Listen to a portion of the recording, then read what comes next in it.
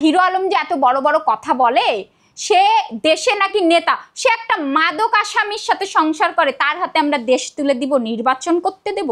My foot, ওকে কোনো নমিনেশনই যেন না দেওয়া হয়। আমি সোনার চামচ মুখে দিয়ে আমি জন্মাইছি, আমি বড় কথা বলবো না। তুই যে বারবার একে টোকায়, এই তোর বাপ তো চানাচুরালা ছিল, তুই তো ফেরি করতি। রিয়ামনির নামে হচ্ছে মাদক মামলা আছে, আমার ব্যাকগ্রাউন্ড চেক করেন, কোথাও যদি আপনি এরকম পান যে এই মেয়েটা, শোনেন, একটা মানুষের নামে যখন আপনি আমার এরিয়ায় যান যে এই মেয়েটা কি, সবাই বলবে না, কারণ আপনি আমার পুরো খুলনা শহর আপনাদের ছেড়ে দিলাম, কেউ বলতে পারে কি না। কিন্তু রিয়ামনির পুলিশ যায়, ডেলি ডেলি পুলিশ যায়, মাদক মামলা আছে তার। আর হিরো আলম যে এত বড় বড় কথা বলে, সে দেশে নাকি নেতা, সে একটা মাদক আসামির সাথে সংসার করে, তার হাতে আমরা দেশ তুলে দিব, নির্বাচন করতে দেব? মাই ফুট, ওকে কোনো নমিনেশনই যেন না দেওয়া হয়। কারণ মাদকের সাথে যারা সম্পৃক্ত তাদেরকে আমরা দেশ ছেড়ে দিব না, এমনকি তাকে একটা নমিনেশন পর্যন্ত দেওয়া উচিত না। সে যে গাড়িটা ব্যবহার করে, সেই গাড়িটা অবৈধ, জানেন? গাড়িটার কোনো পেপারস নেই, একটা চোরাই গাড়ি ব্যবহার করে। সে অনেক খারাপ কাজের সাথে সে সংযুক্ত, সে যে একটা কিলার, সেটা আমার কাছে রেকর্ডিং আছে। সে মানুষের উপরে রেগে গেলে তাকে একেবারে মার্ডার করে ফেলে, জানেন?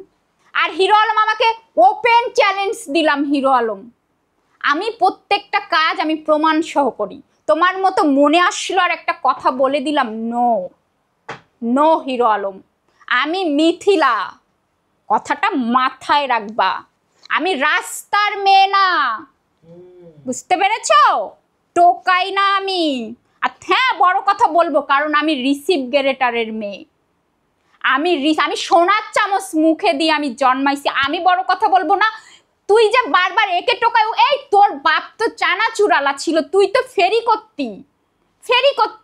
তুই একটা জোকারি থেকে সেলিব্রিটি, তুই নিজে বলিস তোকে কেউ সেলিব্রিটি বলে না। সেলিব্রিটি কাকে বলে তুই দেখবি এই মিথিলার প্রোডাকশন হাউসে সেলিব্রিটি কিভাবে হতে হয়, এবার তুই দেখবি হিরো আলম, এবার তুই দেখবি, বুঝতে পেরেছিস? আপনার মাথায় একটু সমস্যা আছে সেই ব্যাপারে। শোনেন ভাই, মাথায় সমস্যা লাগে না, উচিত কথা যদি উচিত ভাবে বলা, যাদেরকে বলা হয় তারা নিতে পারে না এত উচিত কথা আমার, এই জন্য এটা বলি। আপনারা নিজেরাই দেখেন, আমি কিন্তু রিয়েল কথা বলি। হ্যাঁ, আমি একটু লাউডলি বলি, আমি ছোটবেলা থেকেই এমন, আমি একটু লাউডলি কথা বলি। আপনার মাথায় কোনো সমস্যা নাই? নো, কোনো সমস্যা নেই আমার মাথায়। লাস্ট টাইমে আমরা দেখেছিলাম রিয়ামনি আপনাকে ছোট বোনের মতো দেখছে, আপনাকে যত্ন করছে বা আপনার পাশে ছিল। হ্যাঁ হ্যাঁ, সেটাই তো আপনাদেরকে বললাম, ব্যবহার করেছে। তার যে মানুষ তো তাকে জুতা পিটা করবে, শ্বশুর লাশ নিয়ে যাচ্ছে, মানুষ আসছে নাচছে, তাহলে সে রাস্তায় বেরোলে এখন কি করবে? এরা সবসময় জিনিসটা ডাইভার্ট করে। এই যে গ্যাঞ্জাম হচ্ছিল রিয়ার আর আলমের মারামারি অফিসের ভেতরে, আজকে রিয়ামনি মামলা খেত, সেই জিনিসটা ডাইভার্ট করে আমার ডিভোর্সের দিকে নিয়ে গেছে। দেখেন আজকে হিরো আলম, তুমি তালাক দিয়েছো, তুমি কখনো মিডিয়ার সামনে আমি বলে দিয়েছি, হিরো আলম তুমি কখনো আমাকে ফোন দিবা না, আর এই মামলার জন্য আমি নাম্বার বন্ধ করতে পারছি না, আমি সিম টিম চেঞ্জ করে ফেলবো। আর একটা কথা বলছি হিরো আলম, তুমি কখনোই আমাকে ফোন দিবা না, তোমাদের দুইজনের গ্যাঞ্জামের ভেতরে আর আমার নামটা আনবা না, কারণ তোমার সাথে আমি কোনো যোগাযোগ রাখবো না। তোমার আর রিয়ার গ্যাঞ্জাম সারা জীবন থাকবে, এই তুমি অন্য বেটির কাছে চলে যাবে, রিয়াও চলে যাবে অন্য জায়গায়, এই গ্যাঞ্জামে ফার্দার আমার নাম তুলবা না। আজকে আমি কথা বললাম মিডিয়াতে, হিরো আলম রিয়ার সম্পর্কে আর কোনো টপিক নেই, তারা যদি আমাকে নিয়ে কথা বলে আমি পাল্টা জবাব দিই সব সময়, আমি নিজে থেকে কথা বলতে আসি না, আমাকে নিয়ে যদি কথা বলা হয় আমি পাল্টা জবাব দিই। এরপরে যদি তোমরা কথা বলো আমি বলবো, তোমরা যদি চুপ থাকো আমি চুপ থাকবো, কিন্তু আমার মামলা চলমান। হ্যাঁ, মামলার ব্যাপারে আমি প্রত্যেক আপডেট দিব। মামলা দিয়েছি আপনার হচ্ছে, সে প্রতারণা, বিয়ে করেছে, আমার সঙ্গে শারীরিক সম্পর্ক করেছে, বাচ্চা নষ্ট করেছে, তাই ধর্ষণ মামলা, প্রতারণা মামলা আর হচ্ছে ভ্রূণ হত্যা মামলা। না, আমি জোরপূর্বক আমি ওটা বলিনি, আমি কোর্টে বলেছি সে আমাকে বিয়ের প্রলোভন দেখিয়ে, হুজুর দেখে সে প্রতারণা করেছে। নাম্বার 1, সে হুজুর ডেকে, মৌলবি ডেকে প্রতারণা করে আমার সাথে বিয়ে নাটক করেছে, তারপরে সে কন্টিনিউয়াসলি আমার সঙ্গে শারীরিক সম্পর্ক করে গেছে। কি চাও বউ, তার উপরে আমার মামলা, আমি কোনো মিথ্যা মামলা দেইনি।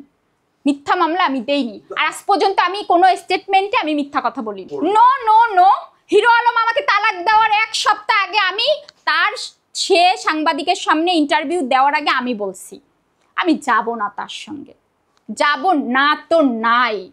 হিরো আলম আপনাকে রিকোয়েস্ট করেছিল কখনো যে মামলা তুলে নেওয়ার জন্য? হ্যাঁ রিকোয়েস্ট করেছে, সে কাবিন করতে চেয়েছে, কাবিন করতে চেয়েছে, তারপরে রিকোয়েস্ট করেছে মামলা, সেটা তো আপনাদেরকে দিয়েছি। রিকোয়েস্টে যখন কাজ হয়নি তখন আমার ভিডিওর ভয় দেখিয়েছে, এটা প্রমাণিত। আমি সব কিছু না এখন আগে প্রমাণ দেই তারপরে কথা বলি, ভালোই লাগে আমার। পরবর্তী স্টেপগুলো কি কি? পরবর্তী আপনাদের সঙ্গে আমি, আপনারা হিরো আলম বা রিয়া এদেরকে নিয়ে আমাকে কোনো প্রশ্ন করবেন না। যদি তারা আমাকে নিয়ে এরপরে কোনো কথা বলে তার পাল্টা জবাব অবশ্যই আমি দিব। আর হচ্ছে মামলার প্রসঙ্গ তো চলমান থাকবে যতদিন মামলা থাকবে।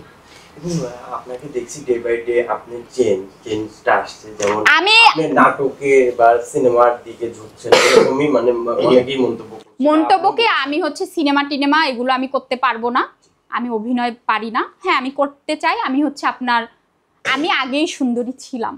হিরো আলমের 2টা বাচ্চা নষ্ট হয়েছে, তার বাবার সেবা করে সংসার করে গ্রামে আমি একটু অসুস্থই ছিলাম, আপনারা দেখেছেন একটা অসুস্থ চেহারা, আপনি আগের ভিডিওগুলো দেখবেন। আমি এখন সুস্থের দিকে, এখনও আমার আগের যে মিথিলা আমি ছিলাম এখান থেকে 1.5 বছর আগে, সেটা এখনও আমি হইনি, সেটা হতে এখনও আমার সময় লাগবে। আমি মডেলিং করতে চাই, কিন্তু আমি হচ্ছে আপনার নাটক বা হচ্ছে আপনার সিনেমা এগুলো করতে চাই না। মডেলিং মিন্স মানে র‍্যাম্প মডেল? হ্যাঁ হ্যাঁ এই টাইপসের আমি এই যে র‍্যাম্প মডেল বলেন, তারপরে হচ্ছে আপনার মিউজিক ভিডিও বলেন, ফটোশুট মডেল বলেন, এগুলো করতে চাই। হ্যাঁ আমি আগে আমার ফেন্সিতে অনেক ফটোশুট করা আছে, হিরো আলমের সাথে আমার পরিচয়ের আগে আমি অনেক অফার পেয়েছি। আমার বাসা উত্তরাতে ছিল, উত্তরা 4 নম্বর সেক্টরে যেহেতু আমার বাসা ছিল, আমার শুটিং ইউনিট সব আমার আশেপাশে, আমার বাসার নিচেই শুটিং হতো। হিরো আলম বলেছিল যে হিরো আলমকে পুঁজি করে আসলে না না, হিরো আলমকে আমি যে বিলং করেছি আমার আগের লাইফটা, আমার বাসার নিচে যেসব সেলিব্রিটিরা এসে শুটিং করতো তাদের সঙ্গে 4 নম্বর সেক্টরের কেউ সেলফিও তুলতে যায় না। আর হিরো আলম কে? কিন্তু আমি যেখানে 4 নম্বর না, আমি তাকে ভালোবাসতাম ভাই। 4 নম্বর সেক্টরে যে আপনার যে পার্কটা, আপনি কোন কোন সেলিব্রিটি চান হেঁটে বেড়াচ্ছে, কেউ কথাও বলতে যাচ্ছে না।